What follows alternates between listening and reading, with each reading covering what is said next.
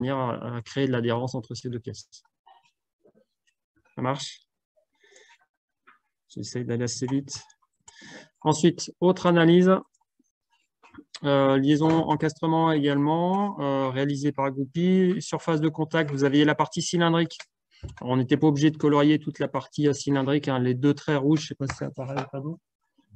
Soit on traçait les deux traits rouges qui correspondent aux extrémités du cylindre, soit on coloriait l'intégralité, peu importe. C'était la partie cylindrique qu'on retrouvait dans la perspective ici, qu'on retrouve également en surface commune ici. Et puis, on retrouvait la fin de la mise en position, puisqu'on a une goupille avec le cylindre vert, qu'on retrouve ici. C'est pour ça que je zoome un petit peu. Il y a à ce niveau-là, et quand l'assemblage est fait, à ce niveau-là. Ouais. Elle fait les deux. Elle fait les deux, la goupille. Elle vient positionner, donc mettre en position d'un point de vue rotation et d'un point de vue translation. Et de par le fait qu'elle met cette position et qu'elle est montée serrée à l'intérieur des deux pièces, on va retrouver la même pièce qui va réaliser le maintien en position.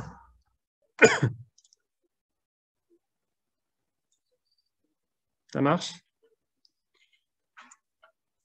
Ensuite, ça, c'est ce qu'on avait fait quelques jours avant. Alors, il y a plusieurs solutions de repérer la goupille. Hein. Vous voulez peut-être mieux dessiner encore avec la partie fendue, avec les chanfreins.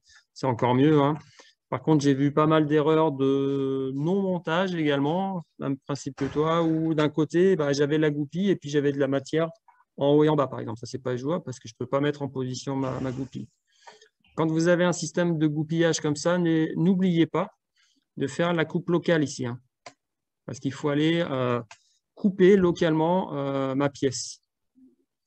Et après, il n'y a pas d'autres traits supplémentaires à faire. Ouais.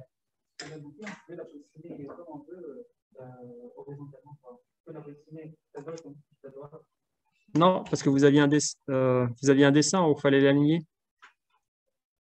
Donc, il fallait remonter celle sur le dessin, c'est ça? Oui. Si je traçais un trait, je vais le faire, j'espère que ça marche. On devrait retrouver un truc vertical. Là. Du coup, il va falloir aligner les deux dessins. C'est une représentation normalisée de dessin, ouais.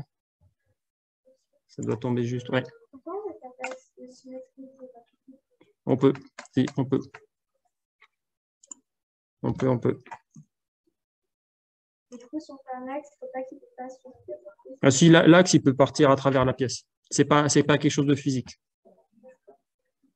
Tu me montreras. Ensuite. Oh, pardon, ça ne marche pas. On avait deux chaînes de cotes à réaliser ici. Alors, la première chaîne de cotes, c'était pour la garde du filetage pour créer l'assemblage par écrou. Donc, on partait, alors, ce qui a peut-être été compliqué parce qu'il n'y a pas des numéros de pièces 1, 2, 3, 4. Là, on est sur des 100, 400, etc. Il fallait retrouver les numéros de pièces. Il y avait parfois un jeu de recherche au niveau des numéros de pièces. Donc, l'arbre, c'est la pièce numéro 103 qui est repérée ici. Donc, je vais chercher sur la gauche, je suis en cul-de-sac, donc ça ne sert à rien que j'aille sur la gauche. Je vais à droite jusqu'à ce que j'ai une surface de contact perpendiculaire à ma condition fonctionnelle avec une autre pièce, un contact physique, une surface de contact commune entre deux pièces. Donc, ici, je n'ai pas de surface commune, hein, puisque c'est la fin du filetage et la fin du taraudage, on va dire.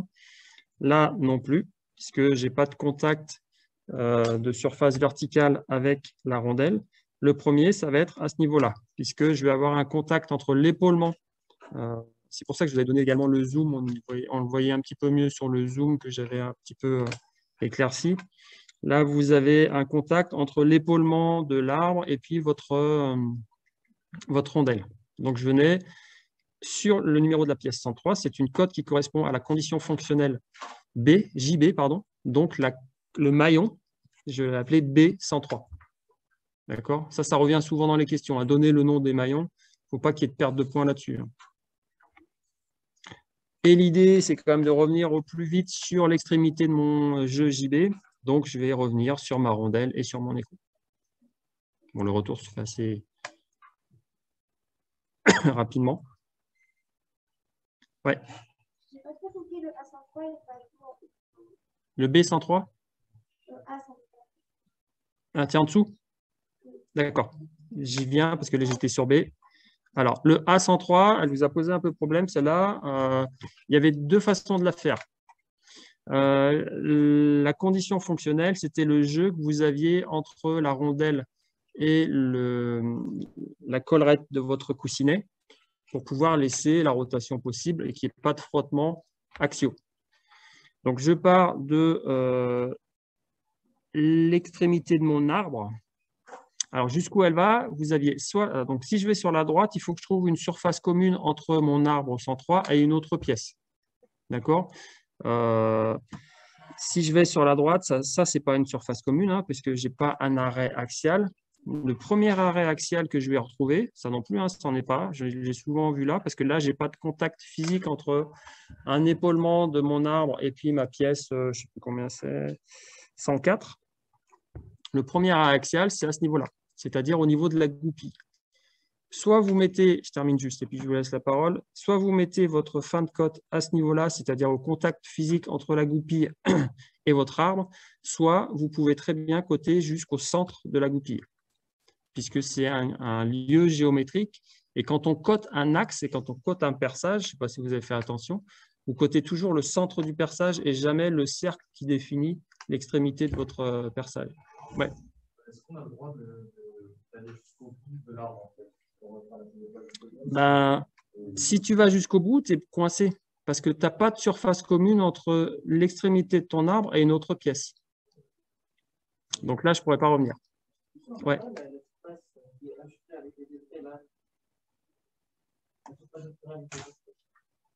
Ça là? Ouais. Si, parce que ta goupille, elle traverse à la fois ton arbre et à la fois ta pièce 104. Ouais. Et une fois qu'on s'appuie sur cette surface de contact, on va revenir sur l'extrémité de mon JA qui appartient à ma pièce 3. Donc, je reviens. Là, je vais retourner justement sur cette pièce 104. Là, j'ai vraiment un contact physique entre mes deux pièces.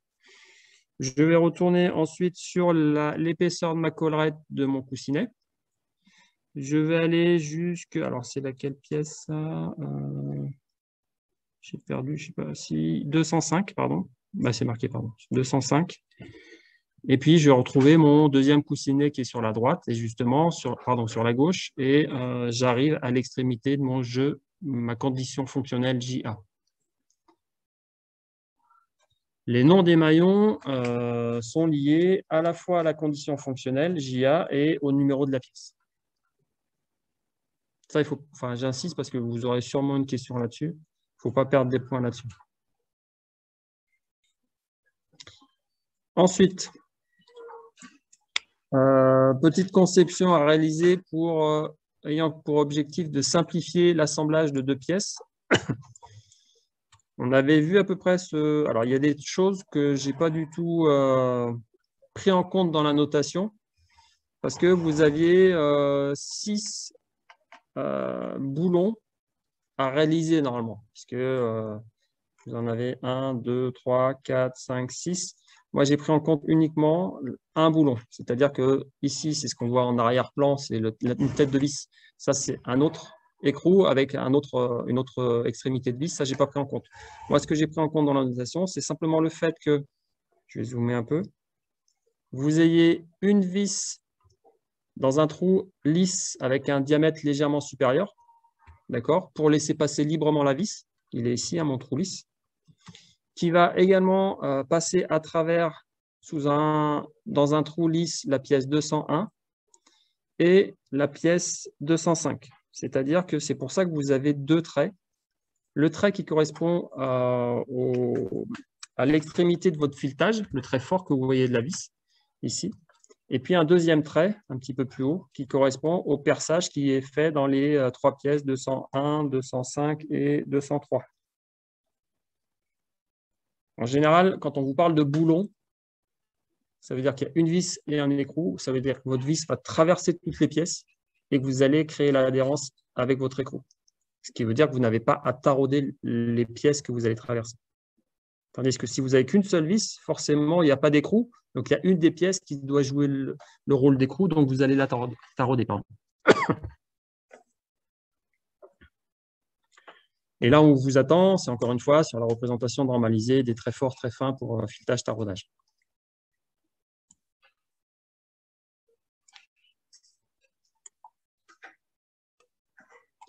C'est bon? Ouais.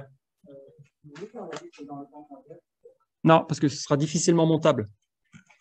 Dans l'autre côté, alors on ne le verra pas là-dessus, mais il faudra prendre le dessin, le DT. Si tu le fais de l'autre côté, ça veut dire qu'il faudra que tu mettes un outil de l'autre côté. Ça va être plus compliqué. Mais bon, si ça avait, je crois que personne ne l'a fait. Si.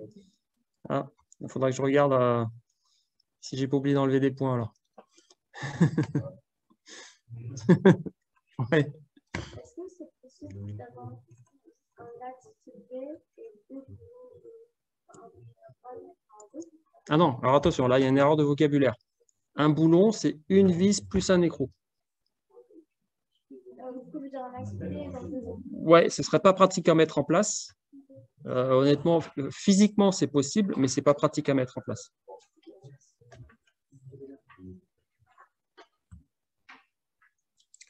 On continue. Hop. Ensuite, c'était des choses qui doivent, à mon avis, être super automatiques. Enfin, même ce que vous avez fait juste avant, hein, un boulon qui traverse des pièces, il faut savoir où mettre les traits, il faut que ce soit ce que j'appelle du réflexe. Il faut s'être entraîné plusieurs fois, il ne faut pas perdre de temps là-dessus. Ensuite, pour les ajustements qu'on vous demandait, il y a des ajustements que vous ne pouviez pas connaître, c'est pour ça que je les ai barrés. Celui que j'attendais, c'était un ajustement avec une mise en position du bloc sur l'axe, c'est-à-dire que ce soit légèrement glissant. J'ai dû mettre OK pour du H8G7, H8F7, ce genre de choses. Il ne faut surtout pas que ce soit serré, parce que sinon, j'aurais besoin d'un outil pour mettre en place. Et ce n'est pas l'idée. Ouais. Mais du coup, tous ces ajustements que vous avez proposés, c'est juste par rapport au tableau. En gros, pour repérer le type de matière. Oui, ouais. Alors, ce n'est pas forcément une liaison, par exemple, c'est une mise en position. Si tu dois mettre en position un cylindre dans un cylindre, tu ne vas pas mettre du serrage. Est-ce qu'on choisit toujours pour la fabrication? Ouais, si vous n'avez pas d'informations, oui. Ouais. Parce que si vous descendez en dessous, si vous mettiez du H6F5, là, en tant que correcteur, on va se poser la question, pourquoi une telle précision dans l'usinage? Jouer entre les 8 et 7, vous ne risquez pas trop grand-chose. Même jusqu'au 6, vous ne risquez pas grand-chose. Moi, j'ai une N, j'ai des S. Pour moi, c'est... Ici, là? Alors, attends, je termine, puis je termine l'explication. Ensuite, vous avez entre l'axe et le coussinet. Donc ça, c'est assez classique. C'est du glissant également. Hein. J'ai compté jusque du F7 ou G7. Donc ça permet la rotation de la pivot. Alors le M, si tu te souviens bien, je crois qu'on l'a fait une ou deux fois. On va trouver un incertain. Ouais. Ouais, les montages, alors je ne sais plus si c'est dans cette EVA. Alors pourquoi du G? Ouais, mais je me demande, tu vois, on vous le donnait en plus ici, sur l'ajustement. Ouais. Bah, après, il faut aller lire dans la globalité, mais enfin, coussinet, c'est du S6. Et j'allais dire, c'est les fabricants de coussinets qui nous imposent ça. Vu que c'est des éléments standards, le coussinet a ses propres tolérances, donc derrière, il faut qu'on fasse en fonction. Excusez-moi. Oui. J'avais juste une question par rapport au l'exercice juste d'avant, par rapport au euh, exactement le frein. Je comprends pas du tout la symétrie. Ah, ah, c'est pas une asymétrie, c'est on voit Ça là? la vis. Oui. Ouais, c'est parce qu'il y en a plusieurs. C'est-à-dire que si on regarde, c'est comme c'est une coupe et pas une section, on voit en arrière-plan les autres boulons. Donc ça, c'est un autre écrou. Ça, c'est une autre tête de vis et qui va jusque là. Et pareil pour en bas. Ok, bah ça explique. Mais j'en ai pas tenu compte, hein. Je crois que personne ne l'a fait et je ne m'attendais pas à ce que vous le fassiez. Donc, c'est pas ça que j'évalue. Ouais. Du coup, je n'ai pas compris le petit tableau qu'on avait en bas avec le petit miroir. Ça, je vois que c'était ça. Alors ça faisait référence à plusieurs coussinets qui étaient dans l'ensemble du dessin. Et je vous avais, je ne sais pas si vous vous souvenez, je vous avais guidé un petit peu sur le choix de votre coussinet. Tu te souviens ou pas? J'avais marqué au tableau. En fait, j'avais quelque chose, mais j'avais pas compris. En fait, ça voulait. Comment je vais choisir parce qu'on peut juste me trouver. Ouais, bah, si tu avais mesuré, tu avais choisi le bon. Ouais, ouais. Alors, ensuite, bon, ça, je ne l'ai pas détaillé, mais je pense qu'il y en a qui ont des erreurs là-dessus par rapport au tableau où il faut revenir. Avec, le seul truc à retenir quand même, c'est que l'alésage normal, vous avez un écart inférieur qui est toujours égal à 0. Et après, ce qui vous donne le plus 0,018, c'est la qualité. Donc, on est sur je le fais juste une fois, on est sur du Φ5 H8. Donc, Φ5, je suis ici, H8, on est là. Donc, 18 microns. Donc, ça veut dire que mon écart supérieur sera de 0, sera de 0,018. C'est bon? Pareil pour, alors ça c'est pour un alésage, ça c'est pour un arbre, mais c'est le même principe. On vous donnera soit l'écart inférieur, enfin le tableau vous donnera soit l'écart inférieur, soit l'écart supérieur, et avec la qualité, vous pourrez déterminer l'autre. Ensuite, les calculs, donc toujours le même principe, le jeu max, c'est l'alésage max moins l'arbre mini. On trouvait du 6 microns. On fait l'inverse pour le jeu mini, on trouve du moins 0,024 mm. Donc typiquement, on se retrouve dans un ajustement incertain, soit avec jeu, soit avec serrage. Alors le jeu JA qui était au-dessus, c'est une condition de jeu pour laisser un léger jeu et permettre facilement la rotation. Vous m'arrêtez s'il y a des trucs, parce que ouais.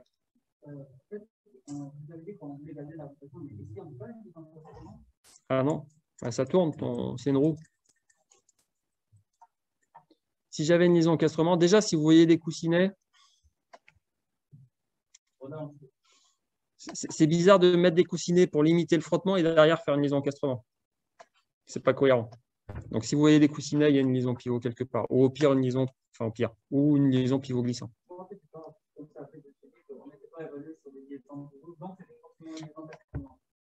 Ouais, mais ah, ça c'est scolaire, ça.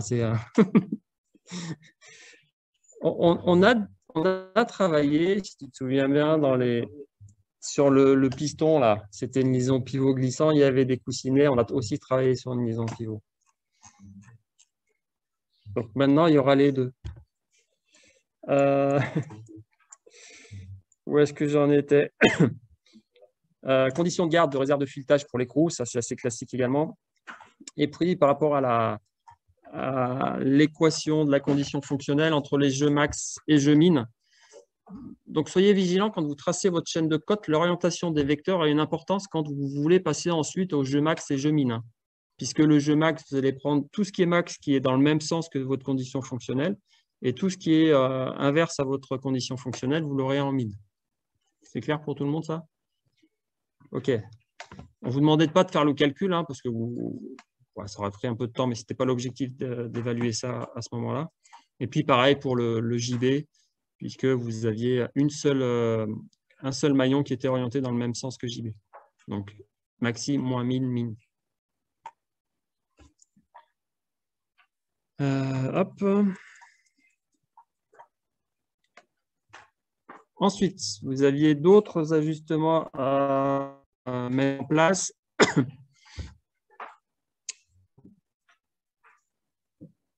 Entre 401 et 405, alors les questions 5.1 et 5.2 étaient identiques, hein, puisque c'était juste une mise en position de 2 pièces, sans un réglage excessif. C'est pour ça qu'on peut se permettre de mettre du H7. Si je veux plus précis, je vais mettre du G, pour que j'ai un peu moins d'intervalle entre les deux.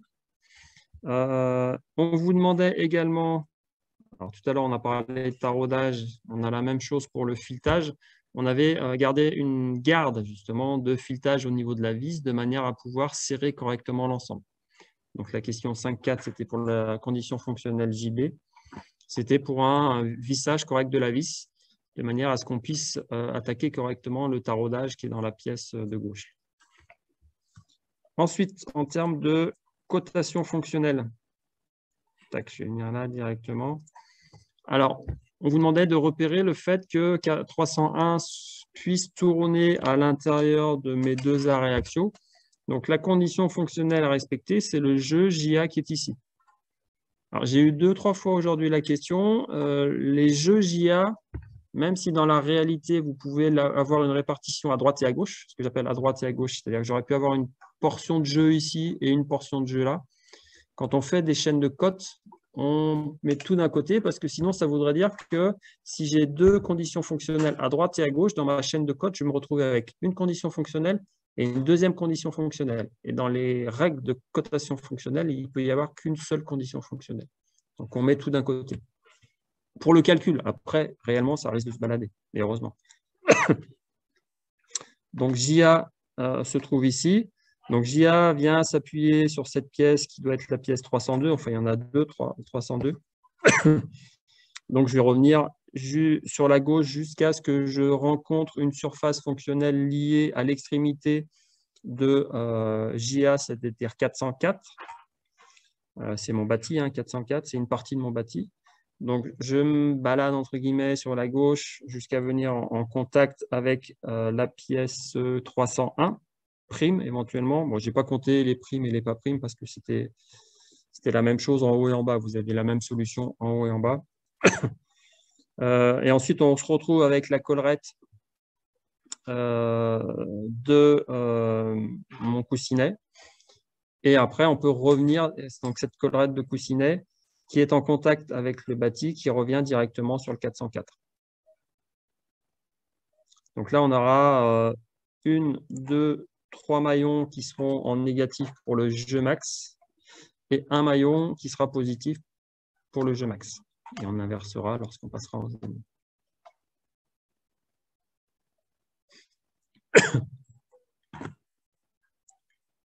Il nous restait à tracer JC. Donc JC qui est en haut mais qui se retrouve là, hein, c'est la même. C'est l'espace, c'est le jeu que l'on va trouver entre la partie anneau élastique et le bâti. Donc l'anneau élastique, il faut que je prenne en considération son épaisseur. Donc ça va être le C107, c'est l'anneau élastique 107. Ensuite, cet anneau élastique est en contact avec l'axe 401, 401', comme vous voulez. Donc je vais aller chercher comment retrouver une autre surface de contact avec une autre pièce en balayant, alors non pas vers la gauche, parce que vers la gauche, je vais tomber sur rien du tout.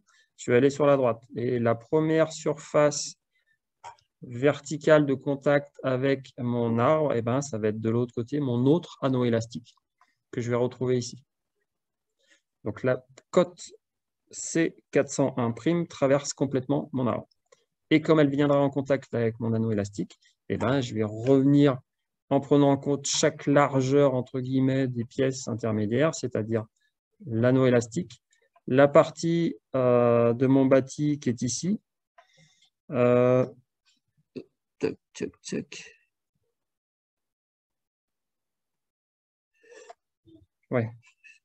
c'est du C403. On ne voit pas bien, mais c'est du C403. Ensuite, je vais revenir au niveau de l'entretoise qui est ici. Donc ça, c'est du 404. Et après, je reviens ici et je me revient jusqu'à l'extrémité gauche de mon bâti. En fait, on a deux épaisseurs de bâti, c'est deux pièces qui sont assemblées l'une par rapport à l'autre. C'est pour ça qu'ici, on peut avoir deux épaulements dont tu voulais faire tout à l'heure, ces deux épaulements, parce que ce sont deux pièces qu'on vient mettre sur les côtés. Et on arrive à l'extrémité de mon jeu JC. Ça marche? Je ne sais plus. Si. Ouais. Juste une question par rapport à la rondelle, mais elle est en contact que à gauche et pas à droite en quelque sorte de la vis. Non. La pièce 401 elle est en contact, puisqu'elle est dans une boîte, en quelque sorte. Elle n'a qu'une seule surface de contact et pas deux. Non, qu'une seule. Elle en a deux surfaces de contact. Alors, une ici et une ici. Non, il y a un léger jeu. La gorge est légèrement plus large que ton anneau élastique. Du coup, est-ce qu'elle est en contact avec les deux surfaces ou pas? Non. Par exemple, typiquement, ici, tu vois, c'est la partie gauche qui est en contact. C'est arbitraire ou il y a pour quelle surface de contact? Si c'est à droite ou à gauche, non, il n'y a pas de règle, non. Non, non. Après, j'allais dire, c'est du bon sens parce que comme j'ai plaqué mon arbre sur la gauche, bah, ça veut dire que le jeu entre la gorge et mon anneau élastique va se trouver là, par exemple. Ah bah, je suis obligé de le mettre à gauche, sinon j'aurais pas. Si je le mets à droite, j'ai plus de contact à gauche de mon anneau élastique et une autre pièce. Donc, je ne peux pas finir ma chaîne de côte. Donc, je suis obligé de le mettre en contact avec. Ensuite, on vous demandait de reporter, et ça c'est souvent demandé, et très souvent, il y a des étudiants qui oublient de le faire, c'est de reporter les maillons qu'on a mis sur la chaîne de côte, de les reporter sur le dessin de définition. Parce que l'objectif, je n'ai peut-être pas beaucoup insisté là-dessus, mais l'objectif au final de faire ces chaînes de côte, c'est de pouvoir usiner, enfin en tout cas de fabriquer ces pièces avec les tolérances qui sont sur ces pièces. Donc, c'est pour ça qu'il faut pouvoir retrouver sur le dessin de définition des différentes pièces les codes tolérancés qu'on a mis en place dans la chaîne de codes. Alors, soit sous forme littérale, si c'est un maillon, soit sous forme conditions fonctionnelles avec des tolérances soit sur l'arbre, soit sur l'alésage. Enfin, ça dépendra de la pièce que vous avez. Alors, celle-là n'existe pas parce que ça faisait partie d'une autre question qu'on n'a pas mise, mais ce que vous deviez mettre en place de votre côté, c'est le C401 qui est sur votre chaîne de côte à gauche, là, et puis le Phi H7 qu'on retrouve dans les tolérances qu'on a mis au début. Et pour le coussinet, on retrouvait deux fois dans les deux chaînes de côte JA et JB la longueur de cette pièce, de l'entretoise.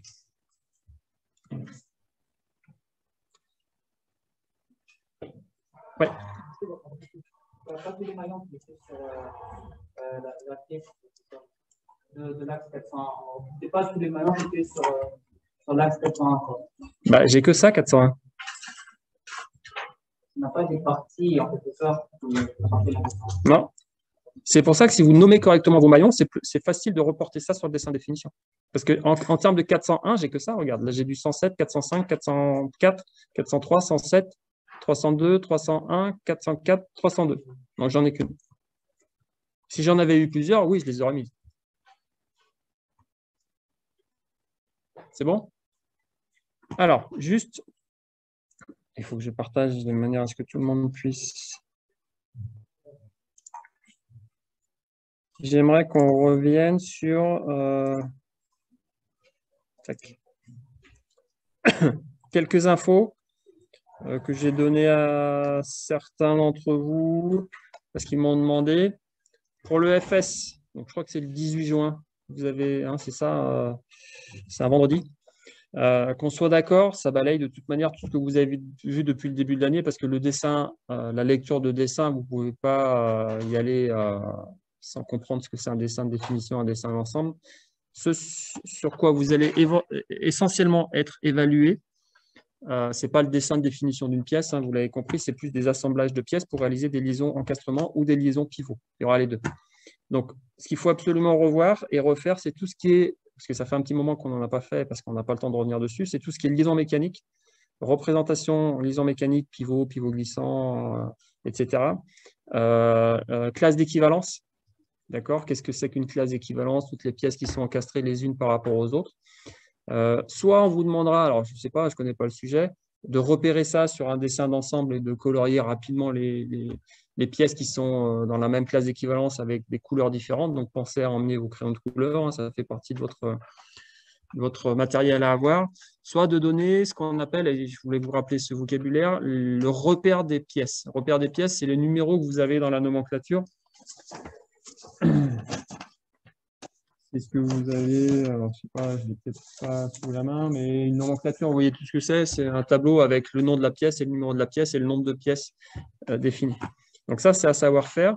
Et au final, avec le graphe des liaisons, vous mettez les classes d'équivalence, vous reliez avec le nom de la liaison, avec les axes qui vont bien.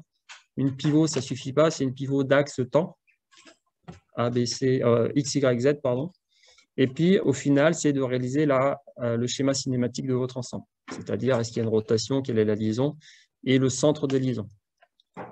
D'accord? Donc ça, c'est quasi sûr que vous en aurez. Ça fait un petit peu longtemps qu'on n'a pas fait, c'est pour ça que je voudrais qu'on soit sûr là-dessus. Ensuite, on vous évaluera également sur tout ce qui est tolérance, ajustement, tracer des chaînes de cotes, enfin, ce qu'on vient de faire depuis quelques semaines déjà. La proposition, alors, justification des conditions fonctionnelles, c'est-à-dire est-ce que c'est de la garde, du jeu, du serrage. Proposer des ajustements, soit c'est serré, soit c'est avec un léger jeu en fonction de ce que vous voulez. Est-ce que vous voulez créer une liaison encastrement juste par adhérence? Est-ce que vous voulez positionner à la main deux pièces pour réaliser une liaison? C'est à vous de nous donner les ajustements qui vont bien. Calcul de jeu max, de jeu min, etc. D'accord? Et puis, d'un point de vue dessin, c'est de réaliser avec vos instruments règles essentiellement, et puis un truc bien taillé, un critérium qui va bien, réaliser une liaison encastrement et une liaison qui vaut, avec un cahier des charges qui vous est imposé. Petit rappel, parce que vous le savez tous, mais ça va aller assez vite. Je vous donnerai tout à l'heure les sujets qui vont avec. Essayez de repérer tout de suite les facilités que vous avez et puis allez dessus. Il y a des questions qui sont complètement indépendantes. Faites vos calculs tout de suite si vous voulez sur les jeux max et jeux min. Faites vos chaînes de cotes et puis peut-être faites le dessin à la fin ou inversement. Ça dépendra comment vous êtes le plus à l'aise. Mais il faut vous entraîner là-dessus. C'est pour ça que je vous distribue tout de suite